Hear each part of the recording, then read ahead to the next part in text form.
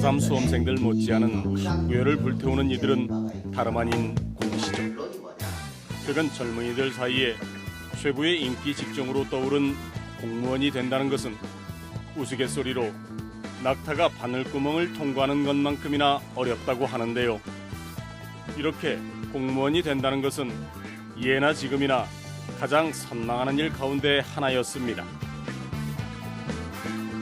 조선시대 관료가 되는 방법은 두 가지가 있었습니다. 하나는 가문을 배경으로 나가는 음서제도라는 게 있었고, 또 하나는 평민 이상이면 누구나 도전할 수 있는 과거가 있었는데요. 실력으로 당당히 사회적 지위와 명성을 얻을 수 있는 과거급제는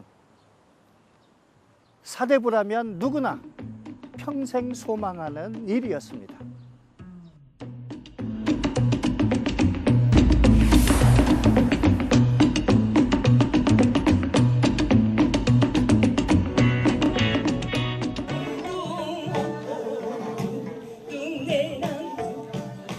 신분을 뛰어넘는 사랑 이야기의 대명사 춘향전.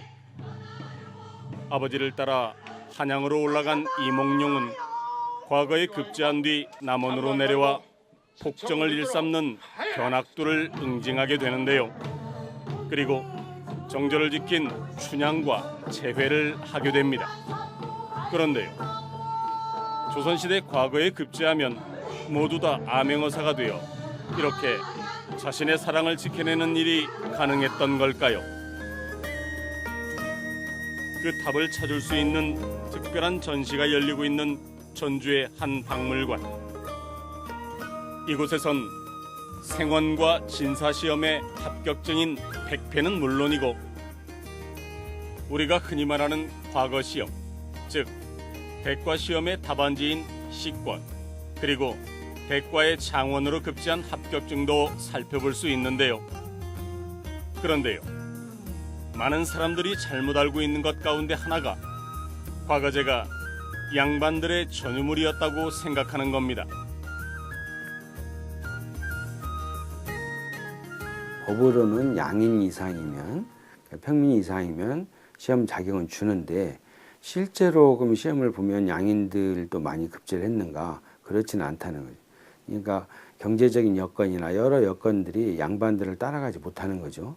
그러니까 자격은 주었는데 대체로는 양반들이 급제를 한 거죠. 그러나 하여튼 양인 이상에게 자격을 주었다는 것 자체는 상당히 의미가 있는 거예요. 그러니까 신분 상승할 수 있는 기회를 일단은 준 거니까 그 부분들이 그게 연련에 있었던 거죠. 실제로는 그게 힘들겠지만, 근데 그 안에서도 더 들어가면 조선 사회가 어떤 사회인가 하는 게 잘 담겨 있어요. 같은 양인인데 상공업자들은 응시 자격을 안 줘요. 농민까지만 줍니다. 농민까지만. 그러니까 같은 양인 안에서도 이렇게 차별을 한 거죠. 그게 조선 사회예요. 조선 왕조 500년 동안 과거제도는 그 모습을 조금씩 달리했습니다. 하지만 가장 기본적인 것은 바뀌지 않았는데요. 크게 보면 3년마다 보는 정규시험과 큰 경사나 다양한 이유로 치러진 별시가 있었습니다. 이 그림에는 함경도 길주에서 펼쳐진 과거 시험장의 모습이 세세하게 담겨 있는데요. 1664년 현종의 지시로 북쪽 변방 지역민들을 위해 특별한 과거 시험을 치른 장면입니다. 그리고 일반적인 별시와는 달리 함흥에서 합격자를 발표하고 임금의 하사품을 내리기도 하는데요. 그렇다면 우리가 일반적으로 말하는 과거, 즉 문과 대과 시험은 어떤 절차를 밟아 진행됐던 걸까요? 먼저 진사나 생원시에 합격한 성균관 유생 50명을 포함해 각 지역에서 정해진 인원수만큼 선발해 총 240명을 뽑게 되는데요. 이들이 한양에 모여 2차 시험을 치르게 되는데 여기에서 33명을 선발하게 됩니다. 그리고 3차 시험을 통해 등수를 정하게 됩니다. 지역에서 치러진다고 해서 향시라고 불렸던 1차 시험인 초시. 전라도의 경우 전라가명이 있던 전주에서도 이 초시가 치러졌는데요.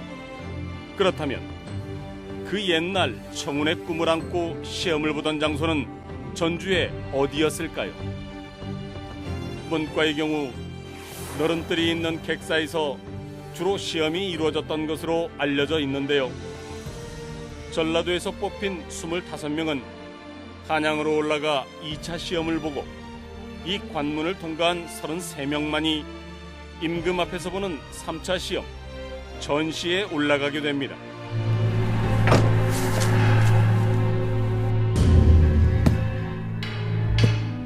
영조와 사도세자의 갈등을 소재로 인기리에 방영했던 한 드라마. 시제를 발표하라.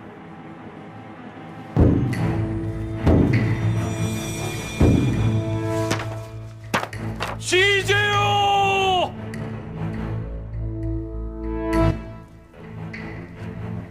가장 시급히 해결할 나라의 병통은 무엇인가? 임금 앞에서 보는 3차 시험은 국정 수행에 필요한 책문에 답을 하는 형식으로 치러졌는데요. 사람들이 흔히 생각하는 사서삼경을 외워 쓰거나 문학적 소양을 검증하는 것들은 대부분 1, 2차 시험에서 행해졌던 겁니다. 이 박물관에 전시되고 있는 실제 과거 시험 답안지를 살펴볼까요? 영조 47년 문과의 급제안위의 답안지입니다. 시권은 과거 시험 답안지입니다. 시권을 잘 보시면은 지금 1m 가량 길이로 작성이 되었는데요. 보시면은 두 분류로 나눠서 보실 수 있습니다. 앞에 보시면은 피본부라고 해서 여기에다가는 보통 그 과거 시험 응시자의 이름 그리고 그 거주지, 출신, 본관 그리고 뿐만이 아니라 아버지, 그다음에 할아버지, 증조, 외증조까지 적어서 자기 이제 개인 정보를 여기다가 적어 놓는 거죠. 채점을 할 때 공정성을 기하기 위해 인적 사항이 적힌 부분을 떼어내었다가 채점이 끝난 뒤 이를 합쳐 확인하는 건데요. 피봉부와 본체부 사이에 자호라 해서 시험지에 1년 번호를 적어놓기까지 했습니다. 그런데 여기서 끝이 아닙니다. 2차 시험격인 광주 외방별시에서 1등으로 합격한 이의 답안지. 성적은 9등급으로 나뉘는데 6등급인 이하라는 붉은색 글씨가 선명히 남아 있습니다. 드라마에서도 시험관들이 붉은색 붓을 들고 면밀히 채점하는 모습이 잘 나오는데요. 하지만 실제 남아있는 3차 시험의 답안지에는 잘못된 글씨에 시험관의 확인을 받은 도장 이외에 채점의 흔적을 발견하기는 어렵습니다. 이는 어찌된 영문일까요? 답안지 상에서 글씨체라든지 뭐 이런 것들로 이게 누구의 답안지인지 알 수 있는 게 있을 수 있잖아요. 그러니까 원칙적으로 문과 이런 시험은 생원진사 시험만 해도 좀 달랐던 것 같긴 합니다만은 문과는 그 답안지를 베껴 쓰는 거죠. 이렇게 주초라고도 하고 뭐라고도 하는데 그렇게 해서 베껴 쓴 사본으로 채점을 하고 그리고 이제 공정성을 기하기 위해서 그런 거죠. 그래서 이름도 못 보게 하고 글씨체도 알 수 없게 하고. 그렇게 어려운 3단계의 관문을 통과하면 꿈에 그리던 관복을 입을 수 있게 됩니다. 수고했다. 하지만 여기까지 오느라 문과에 합격한 33명은 등수에 따라 서로 다른 길을 걷게 되는데요. 경국대전을 살펴보면 문과 갑과 제1인에게는 총 6품을 주고 나머지는 정 7품, 을과는 정 8품, 병과는 정 9품을 준다라고 쓰여 있습니다. 갑과의 1등이 지금 장원급제예요. 그러니까 갑과 을과 병과 세 개로 나누고 그 안에서 1, 2, 3등 석차가 나눠지는데 갑과 1등은 장원급제라 종 6품으로 나가고 그럼 갑과 2등, 3등은 이제 정 7품으로 나가는 거죠. 그리고 을과는 정 8품, 그리고 이제 병과가 23명인데 각과 3명, 뭐 을과 7명, 병과 23명인데 병과는 정 9품으로 나가게 되는 거예요. 그러니까 한번 세보십시오. 너대 단계가 차이가 나요. 병과하고 장원급제하고.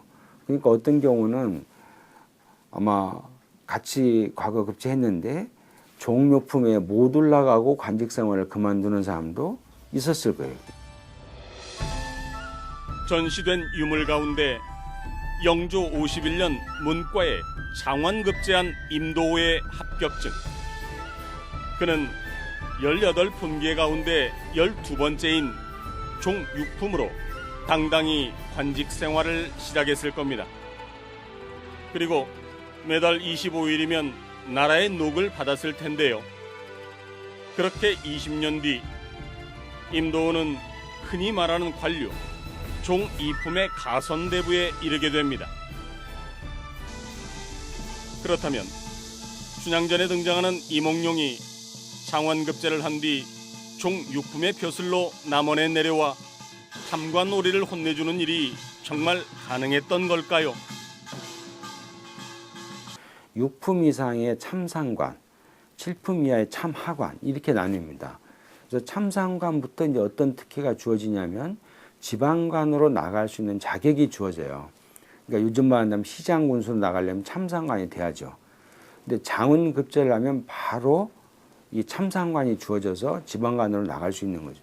그러니까 우리가 뭐 드라마나 이런 거 보면 장원급제하면 임금이 몰래 불러서 마명을 사러 뭐 명을 하고 이런 게 나오죠. 가능한 얘기가 되는 거죠. 전시실 안에는 과거급제의 상징과도 같은 어사화가 잘 남아 있습니다. 150여 년 전 정규 시험인 식년시 문과의 급제에 받은 것으로 가늘게 쪼갠 기다란 나무와 종이꽃이 온전하게 남아있다는 게 신기할 뿐입니다. 그리고 또 의외의 물건이 있는데요. 과거 공부를 하던 이들이 손에서 놓지 않았을 논어와 맹자와 같은 책들인데요. 드라마나 영화에서 나오던 천편일률적인 크기의 책이 아닌 요즘 말로 핸드북 또는 포켓북이라고 할 수 있는 조그만 사이즈의 책들을 바라보고 있노라면 예나 지금이나 공부하는 사람들의 마음은 똑같을 거라는 생각이 듭니다. 수진보는 손에 휴대를 할 수 있는 작은 책을 말합니다. 그래서 이 책은 이제 들고 다니면서 공부할 수 있는 작은 책이라고 보시면 되는데요. 이제 옛날 사람들의 그 넓은 소매 안에다가 넣고 다니면서 수시로 공부했던 그런 책입니다. 그래서 책을 잘 들여다 보시면은 그 깨알 같은 글씨 옆에 붉은색의 선으로 이렇게 공부를 했던 흔적들이 보입니다. 또한 이제 분판 같은 경우는 나무판에다가 글씨 공부했던 것인데요. 분을 칠해가지고 물 묻은 붓으로 글씨 연습을 하면은 그 물이 또 저절로 마르고 다시 글씨 공부를 할 수 있는 그런 판입니다. 수도 없이 글씨 연습을 했을 주인공의 마음이 느껴지시나요? 그런데요, 바로 앞에 놓인 이 대나무로 만든 경통이라 불리는 이것의 쓰임새가 궁금합니다. 경통은 대나무를 이제 쪼개가지고 그 살에다가 경전의 일부를 적어서 그래서 그걸 이제 모아놓은 다음에 그 중에 하나를 뽑아서 앞뒤 구절을 암기할 때 그런 공부할 때 썼던 그런 이제 공부 도구라고 보시면 됩니다. 사실 과거제는 고려 광종 때인 958년 중국의 것을 모방해 처음으로 시행된 제도인데요. 고려 말 남원 양씨인 양수생이 문과에 급제하고 받은 이 합격증은 눈여겨볼 만한 대목이 있습니다. 홍패에는 1376년 우왕 때 을과에 2등으로 급제한 내용과 더불어 왼쪽 두 줄에 시험관인 지공거와 동지공거의 이름과 서명이 쓰여 있다는 겁니다. 고려시대의 과거제에서 흥미있는 현상이 하나는 좌주 문생의 관계가 아주 번성을 했습니다.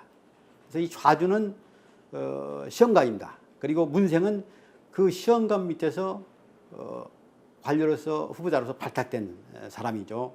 그래서 고려 시대에는 이 좌주와 문생의 관계가 부자 관계보다 더 끈끈해가지고 관료로 있으면서 평생을 갖다 이어갔습니다. 그러다 보니까 결국 좌주와 문생의 관계 속에서 하나의 당파가 형성이 되고 이것이 관료 사이에 여러 가지 폐단을 자아냈습니다.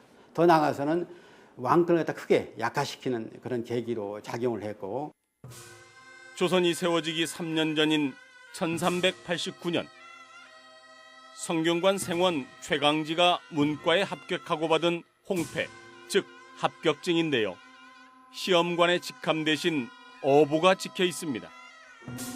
이후 조선의 과거 제도는 임금이 합격자의 등수를 정하면서 왕권 강화의 수단이 됐습니다. 정조가 화성에 있는 아버지 사도세자의 무덤에 행차할 당시의 모습을 담은 병풍도,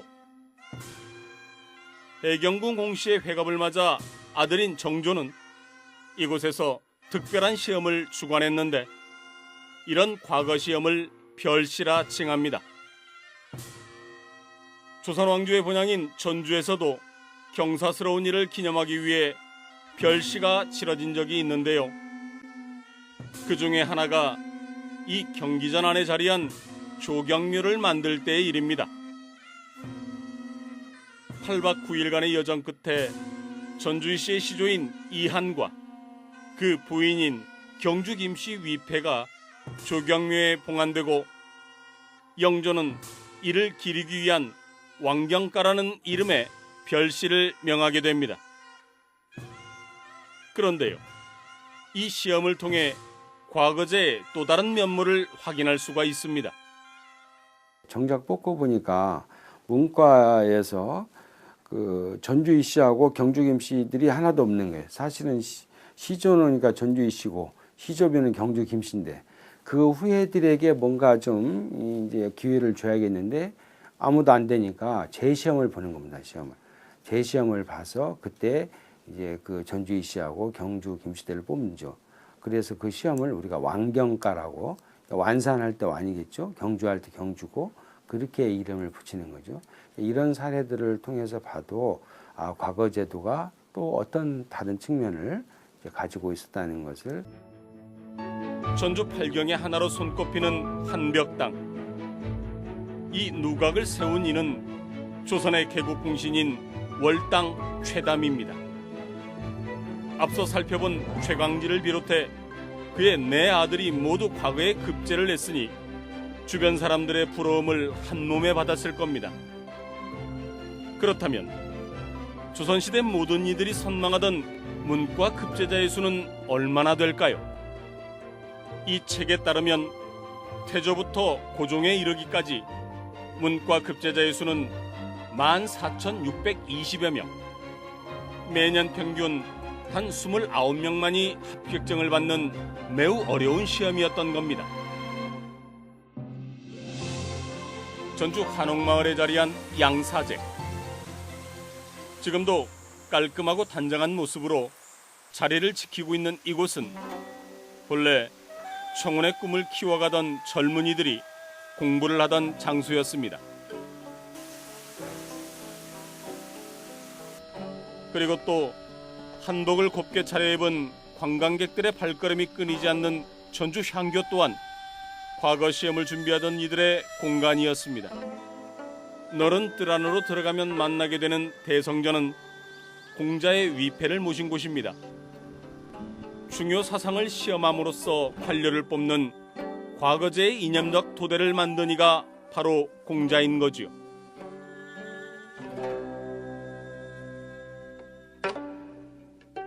조선 후기로 가면서 어떤 큰 변화가 오냐면 공교육이 죽습니다. 지금 향교나 이런 부분은 국가에서 관에서 운영하는 교육기관이잖아요. 근데 조선 후기 정도 되면 향교는 교육 기능은 거의 상실을 해요. 그 이제 어떤 지역별로 조금씩의 시차는 있겠지만, 그리고 무슨 기능만 살아있냐면 제사 지내는 기능만. 그 조선시대 향교는 문묘와 그러니까 배양 공간과 강학 공간, 제실 어떻게 보면 제사 지내는 것과 공부하는 것 두 개로 돼 있잖아요. 전주도 마찬가지고. 근데 제사 지내는 것만 배양만 살아서 움직이고 교육은 이제 죽는 거죠.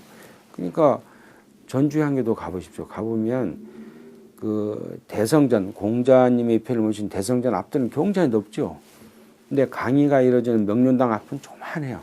별로 이렇게 활성화가 안 되는 거죠. 건축 구조에도 그렇게 나타나는 거죠. 그렇습니다.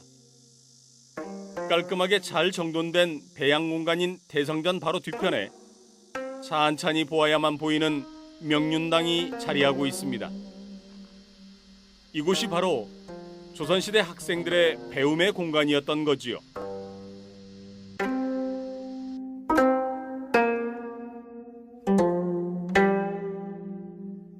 그러니까 이걸 어떻게든 공교육을 살려야 하지 않습니까? 공교육이 죽어가니까. 대신해서 서원이라든지 말이죠. 이런 사교육들이 굉장히 활발해지는 거죠. 무너진 것은 공교육만이 아니었습니다. 조선 후기 과거 제도가 문란해지면서 만명까지 뽑았다 해서 이름 붙여진 만과. 이 묵과 홍패의 주인공인 조관영은 병과 18등으로 급제를 했지만 합격의 기쁨도 잠시, 결국 24년이 흐른 뒤에야 종 6품 벼슬인 부사과에 임용됐을 것으로 추정이 됩니다. 고종 26년인 1889년 묵과 시험에선 병과 324등도 급제할 정도로 제도 자체가 유명무실해졌다는 것을 알 수 있습니다. 그러다 결국 1894년 과거제는 역사 속으로 사라지게 됩니다. 그러니까 송시열이 그런 얘기 하지 않았습니까? 지금 서울이 그 쌀 품귀 현상이 벌어지고 있다. 왜? 이 묵과의 급제생들이 서울로 올라와서 관직을 구한다고 막 이래가지고 서울이 뭐 쌀이 바닥났다. 뭐 이런 얘기를 하고 있거든요. 근데 충분히 상상이 가는 일이죠. 고려 때 우리나라에 도입된 과거제는 조선시대 본격적으로 시행된 관리 선발제도입니다. 양반은 물론이고 평민 이상이라면 누구나 이 괴나리 보찜에 휴대용 필기구를 집어넣은 채 한양으로 올라가 당당히 장원급제를 꿈꿨을 겁니다.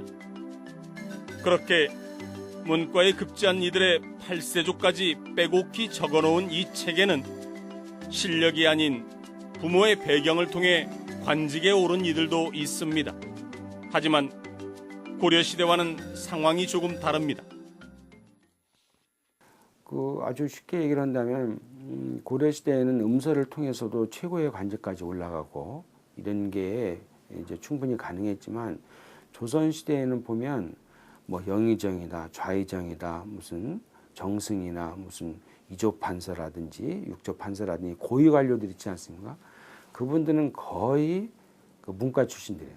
그러니까 음서를 통해서 벼슬에 나갈 수는 있어도 고위 관리로 올라가려면 과거 제도를 거쳐서 그 실력을 인정을 받아야지 고위 관리로 올라갈 수 있는, 그게 고려시대하고 조선의 이제 차이고 발전이라 한다면 발전이 되는 거죠.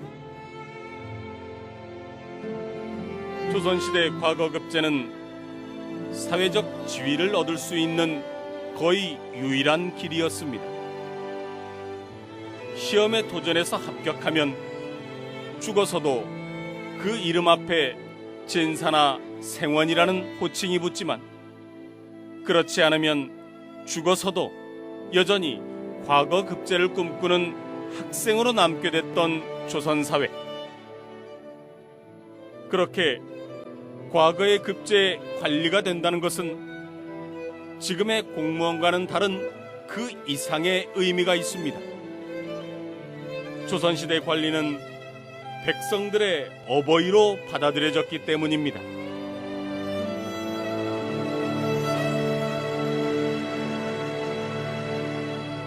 개인의 능력에 따라 관리를 뽑는 과거제도는 단순한 시험 그 이상의 조선시대 근간을 이루는 제도였습니다.